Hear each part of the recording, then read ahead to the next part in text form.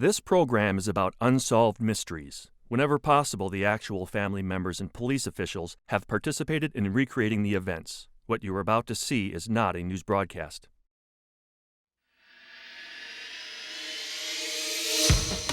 Is it mother's instinct or just coincidence? Tonight, a fascinating look at the mysterious telepathic link between mothers and children. Carolyn Ebert was cleaning up after dinner when she suddenly sensed that her 8-month-old daughter was in grave danger. Carolyn rushed to the living room and saved the baby from choking. Elaine Emmy was overcome by a strong, inexplicable feeling of dread during an out-of-town trip. Later, she would learn that at that very moment, her son had been seriously injured in a fall. Both women attribute their experiences to a special sixth sense possessed only by mothers. Also tonight, in 1990, Anita Green was gunned down by an unidentified man in the parking lot of her husband's office. 2 years later, a friend of Anita's, Michelle Salmon, was writing a book on the case and found herself targeted by a vicious unknown stalker who she believes is the same man who murdered her friend. This tragic accident left 1 person dead and 3 injured. But in reality, it was no accident. It was a result of a deadly con game gone wrong. A con game springing up all over the country, and you could be a target. And finally, the intriguing mystery of this century-old edition of the Bible. It was found accidentally in a second-hand store, its pages crumbling and its gold gilt long since faded. But as it turns out, there's a lot of life in this old book.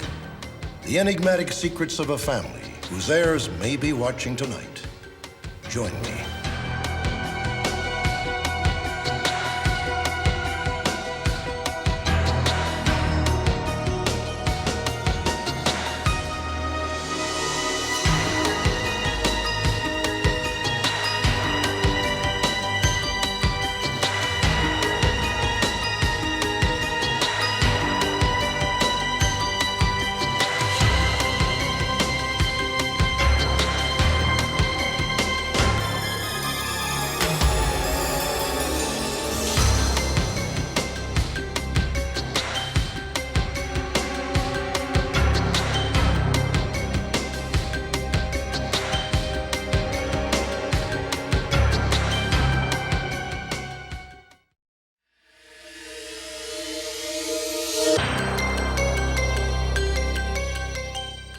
There seems little doubt that an almost magical bond exists between some mothers and their children.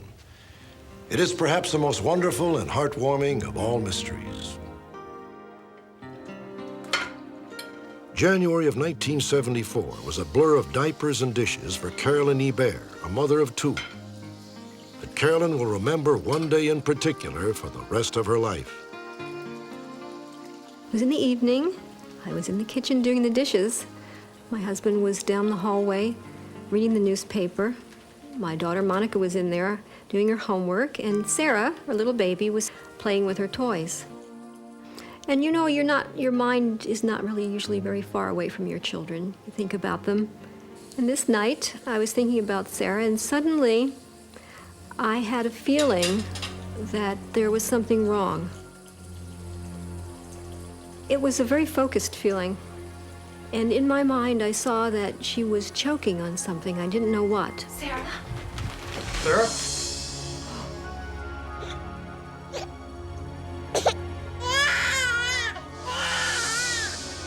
What she had in her mouth. Carolyn says that she had inexplicably sensed her 8-month-old daughter silently choking on a balloon. Sarah, you've got to be careful. You would think about the what ifs. What if I hadn't listened? And just thought, well, I'll go in a few minutes. But this was not that sort of a feeling. This was, get there, you're needed. Call it mother's instinct. Call it ESP. Call it simply the power of love. Accounts of the extraordinary intuition of mothers have been handed down for generations. Such a bond seems to defy the limits of time and space. And while it may never be scientifically proven, it is far too compelling to be denied. It's not like watching your child walk down the street and say, oh, I know they're going to trip over the sidewalk. It's not like that. It's so powerful and so strong, and it's a very different feeling. Hi, how many? 2, please. In 1983, business had taken Elaine Emmy and a neighbor Sharon Crocker to Palm Springs, 110 miles from their homes in Los Angeles. There you go. They were just sitting down to eat when Elaine was seized by an overwhelming sense of dread about her 4-year-old son. I hungry. It was like being hit by a wave. It was a very powerful feeling, both emotionally and physically. Sharon? Something's wrong. What do you mean something's wrong? Something's happened to Matt. Oh, Elaine, stop worrying. I'm sure he's just... It's like someone flipping a switch. All of a sudden, you feel something. And 2 seconds before, you didn't feel that. You weren't thinking about that at all. Elaine, everything looks so good. I knew something was wrong with Matt immediately. And it wasn't just a foreboding. I mean, sometimes people get a strange sense that something's not right. It wasn't like that. It was a very definite feeling, something that you couldn't just shrug off. Sharon Matthew's been hurt. I just know it. Elaine? I'm gonna go call home. I'll be right back. Elaine had instant panic. She wasn't what I would consider out of control, but just her mannerisms gave me the impression that she was very concerned and knew that there was something very wrong. Elaine immediately called home. No answer. Convinced that something truly terrible had happened, she phoned Sharon's husband, Tom.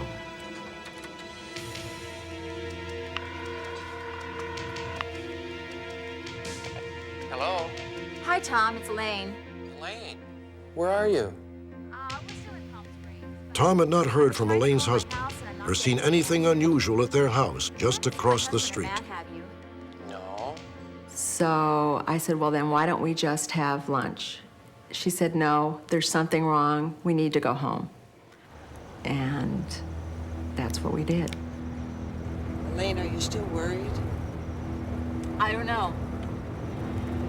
I just can't get rid of this feeling that something awful's happened to Matt. Twice during the trip back to Los Angeles, Elaine stopped to call home. Do you want me to drive? No. Still, no one answered. I'm okay. Sharon tried to reassure me that everything was probably all right, but the sense of urgency was still there. And there was nothing I could do to get rid of that feeling. It was the longest 3 hours in Elaine Emmy's life. When she and Sharon finally arrived home, Sharon's husband had stunning news. He had learned that Matt was in the hospital. Dr. Davis to emergency stat. Matt. Mom. Thank God I'm here. Oh, Matt. When Elaine arrived, Matt was being prepped for surgery to reattach severed tendons in his arm. Just fine. He had fallen and crashed through a plate glass door. At the very moment, the sense of dread had swept over I Elaine. think Matt's gonna do just fine, aren't you? I was feeling what Matt was going through. No doubt about it. I don't think I ever questioned that. I'm not sure why I was able to feel that, but I know, without any doubt, what I was feeling and what I was experiencing. It made the hair stand up on the back of my neck, thinking, oh my God, she actually did know that something was happening when it happened. Again? Good. Elaine and her son had been separated by more than 100 miles. Fine. And yet she had been as certain he was hurt as if she had seen the accident with her own eyes. Don't worry. Don't worry, it's going to be just fine, okay? I think that this connection starts in the womb. I think even in the womb, some children and some mothers are more connected than others. And if they are really connected, of course, then it will continue for the rest of their lives. It is a connection of love, whereby the mother anticipates the child's needs, whether it's a small baby, a toddler, an adolescent, but she anticipates it not only on a physical level, which of course is part of the maternal instinct, but on a level we might almost call telepathic, spiritual, so that the whole mother is in touch with the whole child. Sometimes it just happens once in a lifetime and you may never be able to repeat it again. But it just happens. You have tuned in that one person who is sending out those signals because it's important to you. Hey, Mom and Dad, you can come along with us. If Elaine Emmy does have a psychic bond with her son, it seems logical that it originated in the womb. However, many adoptive mothers have also reported these astounding experiences.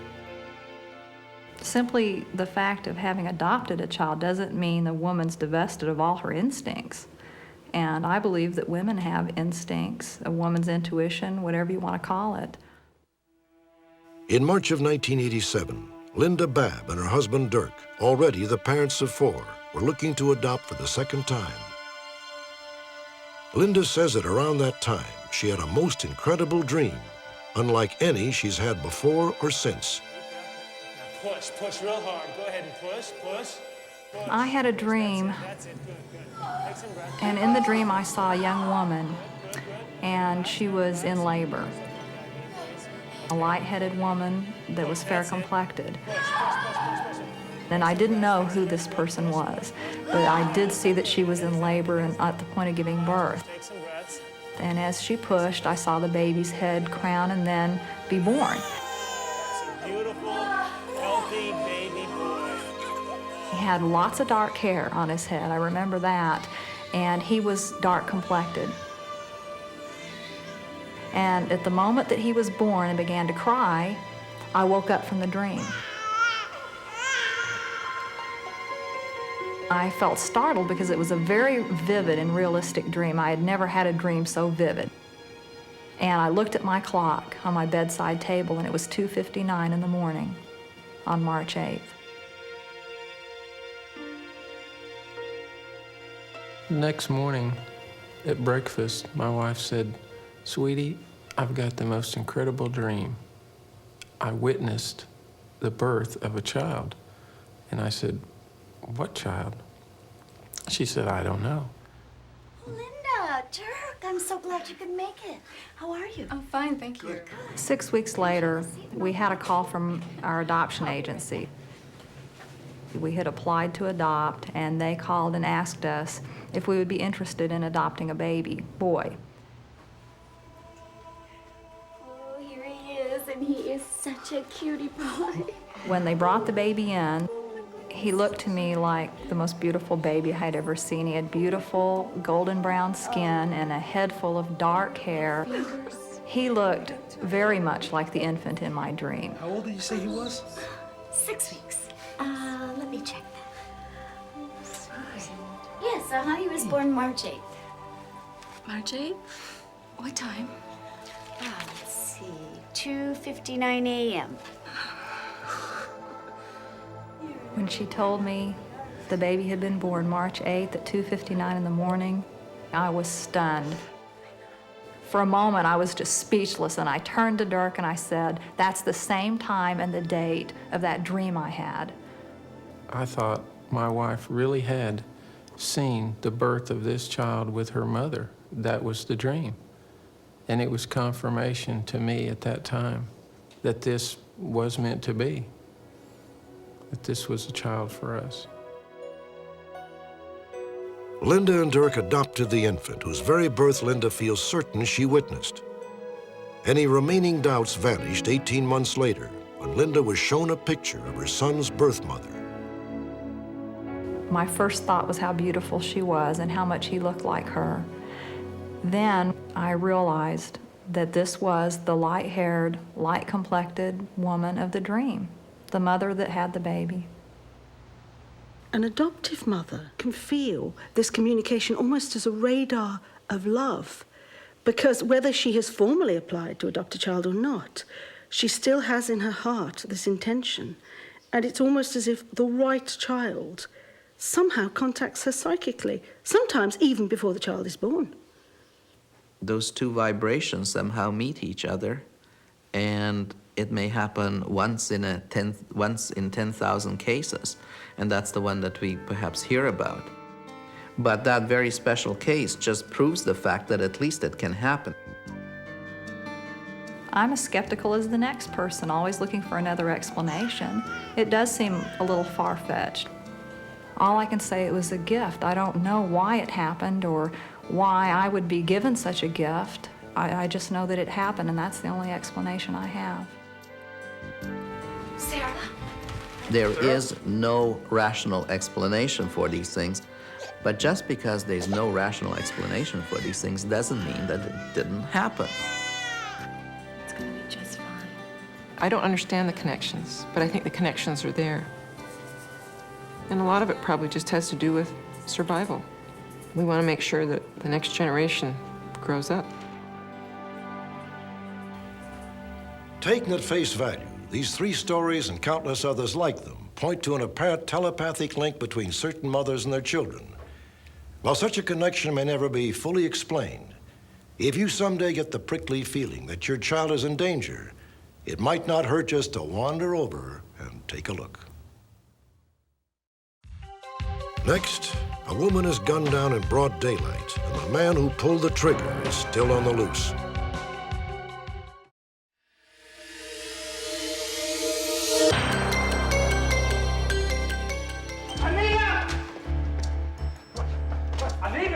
North Hollywood, California, October 25th, 1990. A woman sitting in the driver's seat of her own car in the parking lot of her husband's accounting firm was shot once through the head.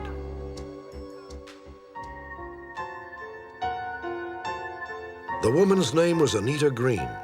She never regained consciousness. After 2 days in a coma, she died, and the man who shot her is still at large. Now a woman named Michelle Samet believes the same man has targeted her. Michelle was Anita Green's friend. She has written a book called No Sanctuary about Anita's murder. The knowledge that this guy's out there, out on the streets, terrifies me every day, whether it's the person I think did it or not, because any person who did it knows that I know a lot about this case that they don't want me to know. This is a chilling story of 2 innocent women. One of them murdered, the other apparently stalked. It is a most bizarre and complex case, one of the highest profile cases in recent Los Angeles history. The saga began in 1974 when Anita Green met her husband.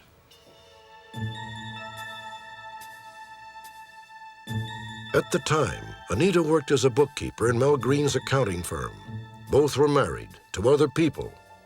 After nearly 7 years, they left their spouses to wed one another.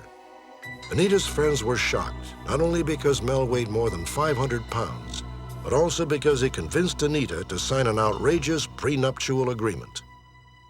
Basically, there was a provision in it that he wore the pants in the family, and he was the supreme boss, the god, the absolute ruler, and if they ever had an argument or disagreement, he would automatically win just because of that rule.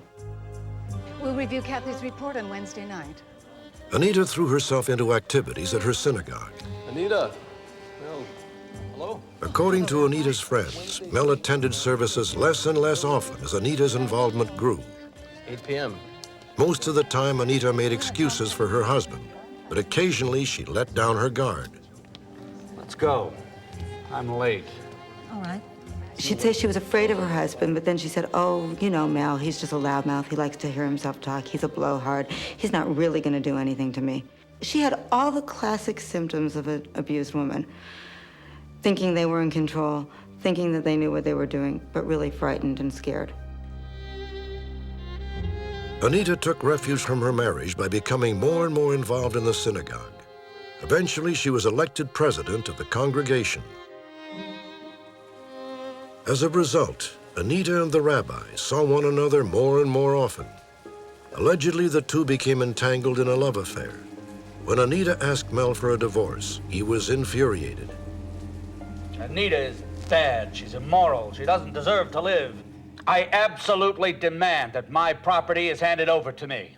I have an extensive stamp and coin collection. Curiously, despite his bitterness, Mel was adamant that Anita continued to work with him at the accounting firm.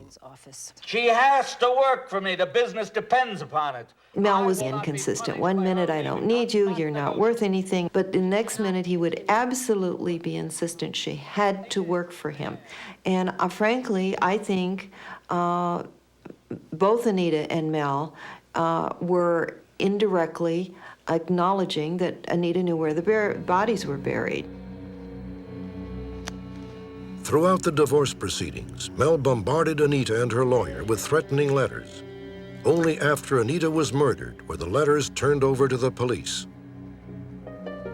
Melvin Green did send some letters where he threatened to kill Anita Green.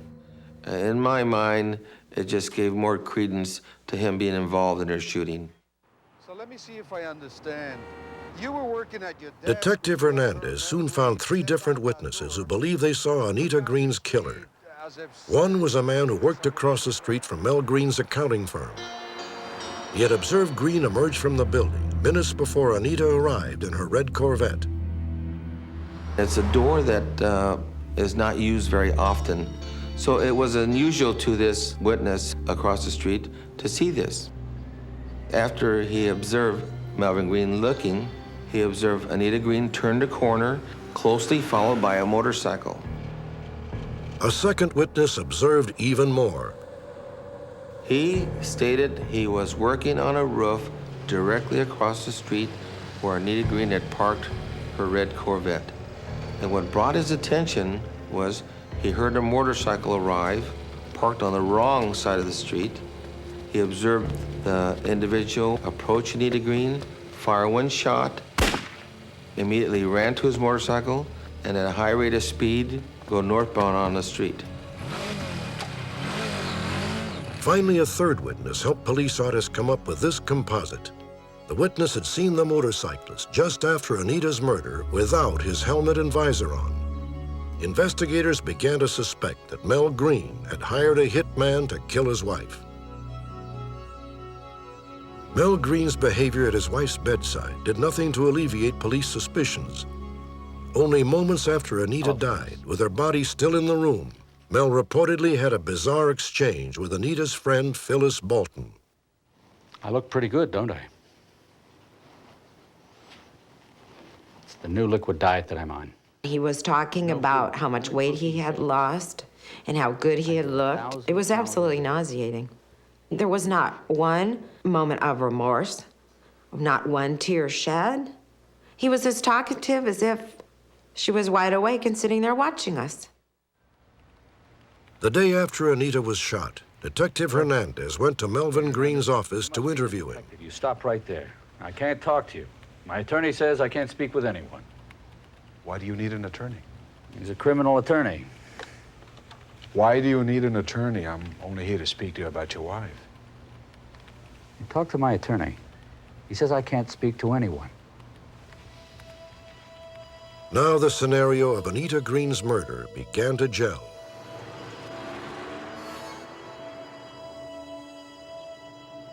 We were able to piece together the fact that Melvin Green specifically controlled the date and time Anita Green was supposed to be at his office.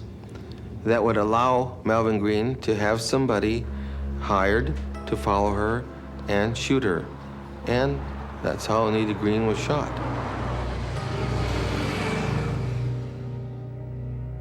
Ultimately, Melvin Green was arrested for conspiring to kill his wife, even though there was no direct evidence that he had hired someone to shoot her. On March 4th, 1992, a jury convicted Green of first-degree murder and sentenced him to life in prison without the possibility of parole. But the case was far from over. Mel Green appealed, claiming he was innocent, and the hitman, whoever he was, remained at large.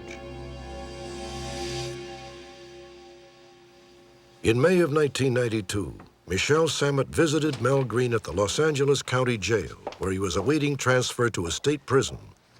Against his lawyer's advice, Green had agreed to be interviewed for Michelle's book. Hello, Mel. Hello, Michelle. How are you doing? I wanted to go in there with an open mind, and I started to listen to him. And for the first few weeks of our visits, I wasn't certain of anything anymore. If I didn't shoot her, there's no connection. So there's more than one road to reasonable doubt. But as our visits continued, Mel himself made me more certain of his guilt than ever before. Michelle continued her investigation, but one thing nagged at her. How and when had Mel paid the hitman? Michelle claims that in the course of her research, she finally uncovered evidence that Mel Green had sold off a $30,000 coin collection just 3 weeks before Anita was murdered. Michelle told the police about her discovery, but decided not to tell Mel Green. My innocence will come. Michelle claims that during one of their subsequent interviews, Mel made unusual comments when another visitor showed up. You have another visitor. Oh, all right. This is a man I call my brother because he'd do anything for me. In fact, he's a homeowner because of me. You can wait outside. Mel had visitors come every day during our visits. My visits were all day long. Mel had never asked me to leave during his visits before, and that alone I thought was unusual. And I went downstairs, and I went into my car and sat. I knew I'd have about a half hour until this guy came out. And my mind started to run away with me that this guy looked a lot like the police composite of Anita's shooter. According to Michelle, when the visitor left, he got on a motorcycle, which fit the description of the one driven by Anita's killer. When I went back to the jail, I made a very stupid mistake. I said to Mel, I've got this theory. You paid for the murder with the money from the coins you said Anita stole. She didn't steal them. You're not gonna write that. You can't write Michelle claims that when she told Mel her suspicions, he threatened her. Nobody's gonna put those lies about me. If you end up dead after I make a call, you'll know who did it. I knew Mel likes to talk like that. You know, this is just a blowhard, just a man talking. And I realized, God, how stupid can you be, Michelle? That's exactly what Anita said, and she's dead. The next day, June 17th, 1992, Melvin Green was transferred as scheduled to Calipatria State Penitentiary east of San Diego. He peppered Michelle Sammet with angry letters. He's threatened to harm my children. He's threatened to hurt me. Never before had I encountered this feeling of fear before because I'd never been so involved in a story before where it took on a life of its own. But I couldn't stop because I knew I had the potential to find the answer. Michelle Sammet says that over the next few months, someone began to stalk her. The front gate to her house was ripped from its hinges. The house itself was vandalized. And finally, Michelle says that in the driveway of her own house, an unidentified man hit her in the face, breaking her nose. A lot of that has stopped now that the book has come out. But of course, you always live your life fearing that what you've uncovered might lead to some potential danger for your family. For me, I'm okay because I understand that's the risk by taking this kind of story and by following through. For my children, I'm worried every day. Michelle Sammet believes the man she saw visiting Melvin Green in prison was the same man pictured on the police composite. He would today be in his early 30s. He has blonde hair, dark eyes, and a muscular build, and may own a red or maroon Suzuki motorcycle.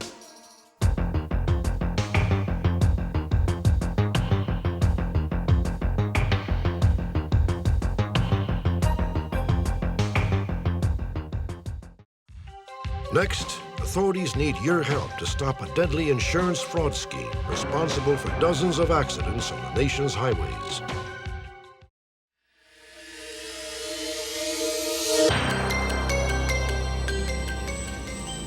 It is an all too familiar scene on our nation's highways.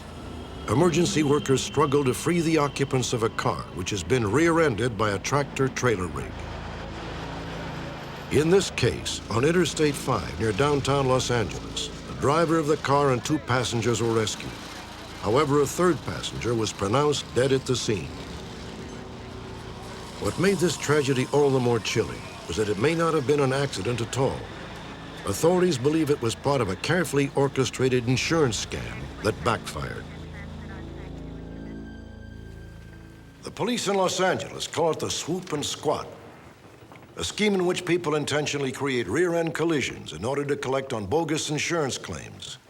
Authorities estimate that the swoop and squat cost consumers millions of dollars every year. Even though the scam originated in Southern California, it is now popping up all over the country. Watch closely. You may find yourself involved in one of these situations. Here's how the swoop and squat works. A typical operation involves 2 or 3 cars. They cruise the highway in tandem, searching for a victim. Incredibly, the vehicles they most often choose to target are the most dangerous, large tractor trailers.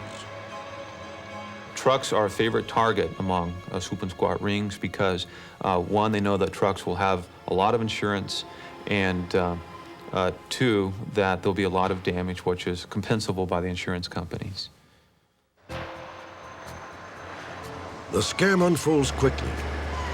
First, the squat car, normally filled with passengers, positions itself directly in front of the targeted truck.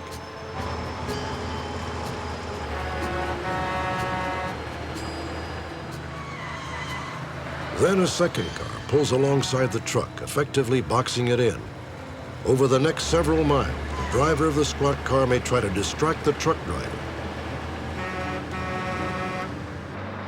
Finally, the swoop car appears and makes its move, forcing the other drivers to jam on their brakes.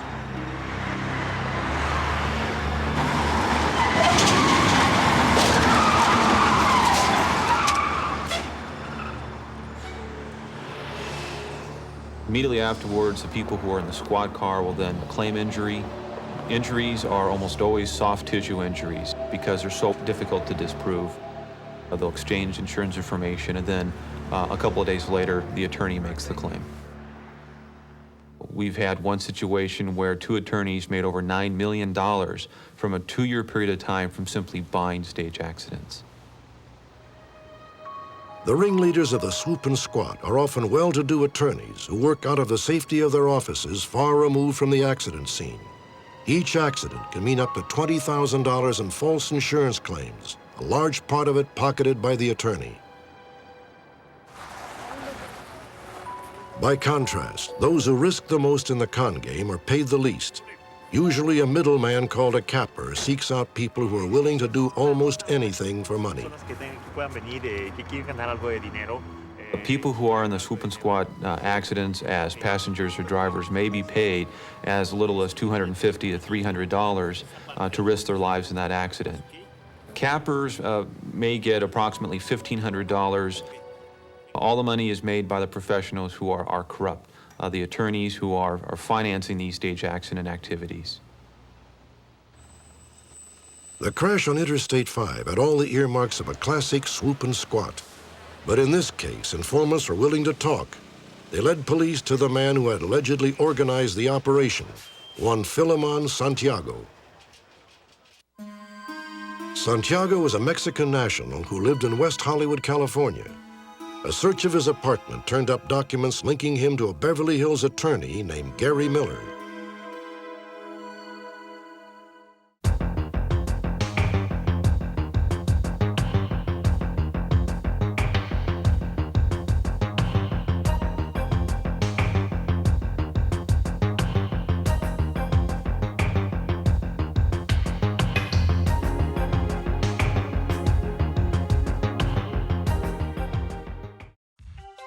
In a moment, the intriguing mystery of an old family Bible. Perhaps you can help locate the rightful owners.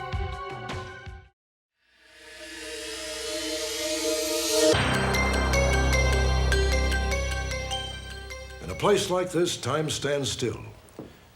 Random moments of other people's lives are frozen, caught as if in amber. And behind every captured moment, every object is an untold story. When you collect antiques, you never know when one of those stories might intersect with your life and draw you into a small, unsolved mystery of your own.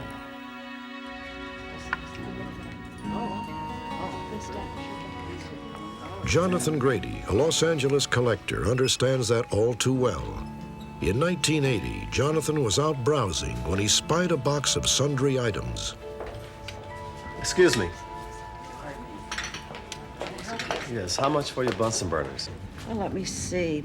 I'll tell you what. I'll give you the whole box for $75. How's that? That's too high. I'll give you 50. Okay, you can have the whole thing. I'll write it up. After buying the box, I noticed there was several other things in the box, things that I could use. There were some oil cans there and old scrub brushes, and there was this Bible. It was a very large Bible, very old, and the binding was torn, but yet it was part of the purchase price, so I took it home. The Bible was more than a century old, so old it was literally falling apart. Its embossed cover was cracked, its pages crumbling.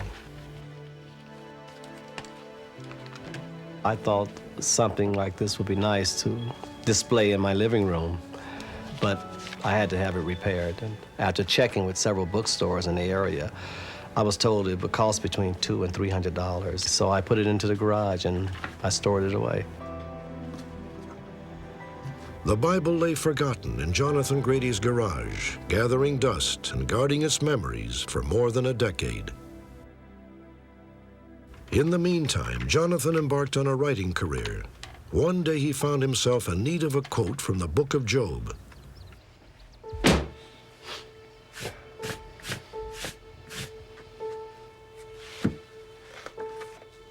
As he leafed through the old Bible, Jonathan was caught short by a presentation page which he had not noticed before.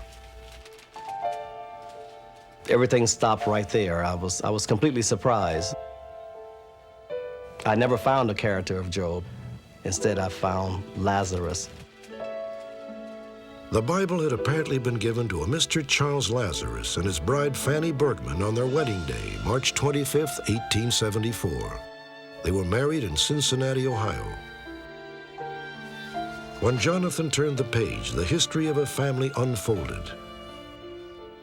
Charles and Fanny Lazarus had recorded the birth of 2 sons, Joshua and Samuel, and 3 daughters, Bluma, May, and Raina. Joshua had married Dora Fleischman of Americus, Georgia, Samuel, Ada Hassett of Posen, Michigan, and Bluma, a German immigrant named Michael Michelson. On the facing page, Charles and Fanny recorded the birth of 1 grandchild, Bluma's daughter, Helen May Michelson, born in Denver, Colorado on May 2nd, 1895. I looked at this Bible for several days after that. I would refer to this page back and forth. I watched his kids grow. Some unknown source pulled me into this man's life, and I have not quit. I have not quit trying to locate another man's family. This is Jonathan Grady in Los Angeles. I'm calling you regarding the Lazarus Family Bible. Jonathan became obsessed with returning the treasured family heirloom to its rightful owners. Thanks to his efforts, several newspaper articles were published, and he actually got a lead. This letter from 81-year-old Bernard Fleischman of South Carolina. Mr. Fleischman had an Aunt Dora, long since dead, from the town of Americus, Georgia. He felt she might be the same Dora Fleischman who married Joshua Lazarus. Unfortunately, Mr. Fleischman had lost touch with his Aunt Dora's family, but the letter only strengthened Jonathan Grady's resolve to find an heir to the Lazarus Family Bible. There are family members. There were 4 siblings, living siblings of this man, all married. There has to be a granddaughter, a great-granddaughter, a great-great-granddaughter. There's a relative there, I know. The original owner of the Bible, Charles Lazarus, died on the 4th of July, 1913, and was buried at Mount Carmel Cemetery in New York. Any direct descendant of Charles and his wife Fanny would have a legitimate claim to the family Bible.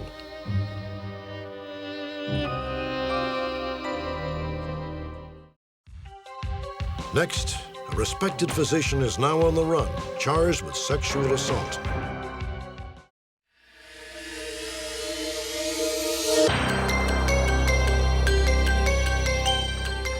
We will call the young woman you are about to meet Patricia.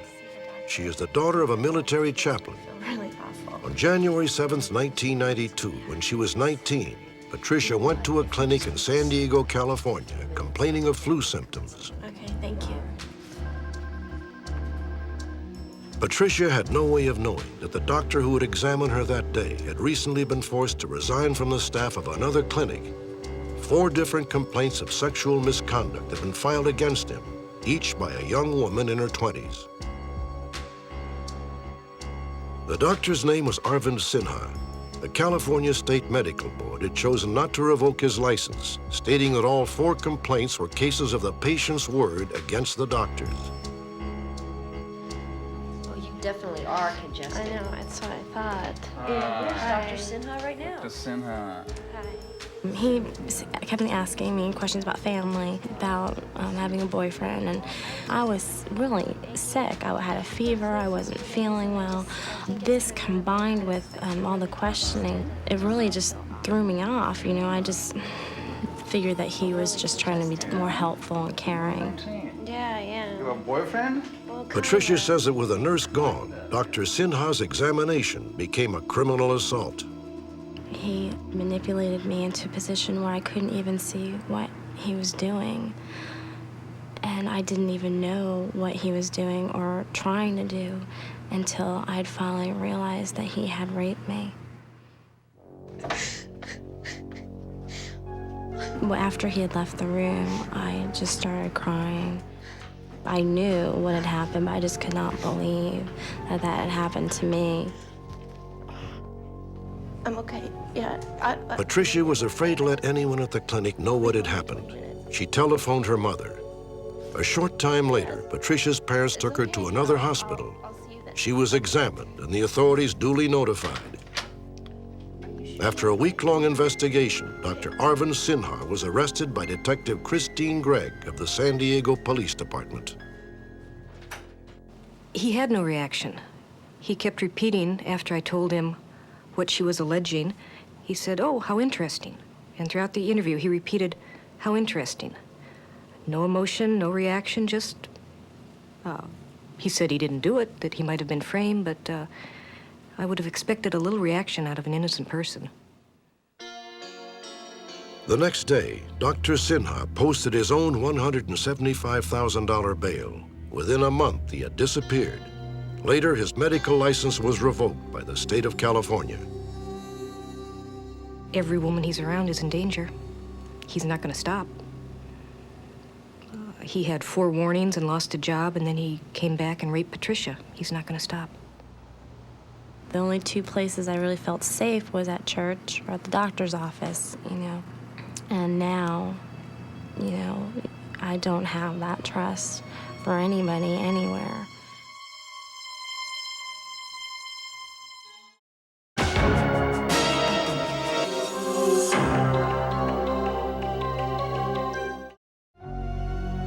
Join me next time for another intriguing edition of Unsolved Mysteries.